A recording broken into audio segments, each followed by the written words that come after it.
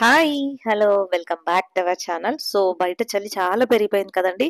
So, చలికాలంలో healthy అయిన ఒక ఫుడ్ చూపిస్తున్నాను. ఏంటంటే, ఇక్కడ చూపిస్తున్నవి నువ్వులు. ఈ నువ్వుల్లో మనకి మంచి కాల్షియం, ఐరన్, జింక్ ఎక్కువగా ఉంటాయన్నమాట. ఈ చలికాలంలో నువ్వులు చాలా హెల్త్ బెనిఫిట్స్ ఉంటాయి. ఎందుకంటే, మన బోన్స్ చాలా వీక్ అయిపోతుంటాయి చలికి. అందుకని చెప్పేసి చలికాలంలో తీసుకుంటే ఇవి మనకి చాలా మన బోన్స్‌ని స్ట్రాంగ్ చేస్తాయి. అలానే అనీమిక్ పేషెంట్‌కి తీసుకుంటే ఐరన్ పెరుగుతుంది. సో, మోకాళ్ళ నొప్పులు గూడా తగ్గిపోతూ ఉంటాయి. కంపల్సరీగా ఒక మంచి ఫుడ్ అని చెప్పాలి. ఈ నువ్వుల లడ్డు చేస్తున్నాను. అదెలా చేద్దామో ఇప్పుడు ఈ వీడియో అన్నమాట. సో, ఇక్కడ ఒక పాన్ తీసుకొని పాన్‌లో మనం ఒక కప్పు వరకైతే నువ్వులు వేసుకోవాలి. నువ్వులు చిటపటలాడేంత వరకు వేయించుకొని పక్కన పెట్టుకోవాలన్నమాట.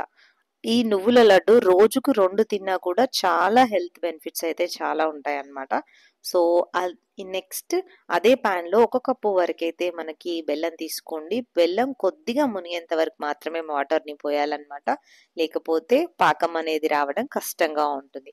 సో, అలా కొంచెం బెల్లం కరిగిన తర్వాత మనము ఒక స్టెయినర్ తీసుకొని ఈ బెల్లం పాకాన్ని స్టెయిన్ చేసుకోవాలి. ఎందుకంటే బెల్లంలో కొంచెం నారలు కానీ ఏదైనా డస్ట్ ఉంటే వెళ్ళిపోతుంది.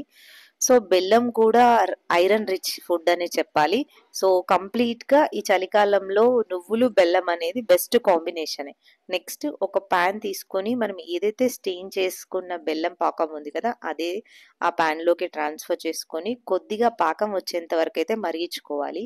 సో, పాకాన్ని ఎలా టెస్ట్ చేసుకోవాలంటే ఒక కప్పులో వాటర్ తీసుకొని ఒక స్పూన్ పాకాన్ని మనం వాటర్‌లో ఏసినప్పుడు ఏమైతదంటే అది ముద్ద పాకం రావాలన్నమాట.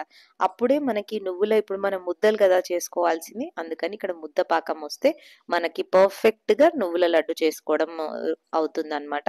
సో, ఇక్కడ చూడండి. ఇక్కడ చూపించిన విధంగా మనకు పాకం అనేది ముద్దగా రావాలన్నమాట. సో, నెక్స్ట్ ఈ పాకంలో మనకి ఒక టేబుల్ స్పూన్ వరకి ఘీని యాడ్ చేసుకోండి. కొంచెం పిల్లలు ఘీ ఎక్కువగా ఇష్టపడితే ఒక 2 టేబుల్ స్పూన్ కూడా యాడ్ చేసుకోవచ్చు. నెక్స్ట్ అలానే ఇక్కడ యాలకుల పొడిని కూడా యాడ్ చేస్తున్నాను మంచి స్మెల్ కోసం. నెక్స్ట్ మనం ఇక్కడ ఏం యాడ్ చేస్తున్నానంటే కొద్దిగా వంట సోడాని యాడ్ చేస్తున్నాను. ఈ వంట సోడా వేయడం వలన మనకి ఏవైతే నువ్వుల లడ్డూలు గట్టిగా లేకుండా కొంచెం మెత్తగా ఉంటాయన్నమాట. ఒక 1, 2 డేస్ తర్వాత గట్టిగా అయిపోతాయి కదా! ఈ వంట సోడా వేస్తే అలా గట్టిగా కావండి. బావుంటాయన్నమాట నువ్వుల లడ్డు. సో, అవన్నిటిని మంచిగా మిక్స్ చేసుకొని ఏవైతే మనం పక్కన పెట్టుకున్న నువ్వులున్నాయి గదా! వాటిని ఈ పాకంలో వేసి కలుపుకోవాలి.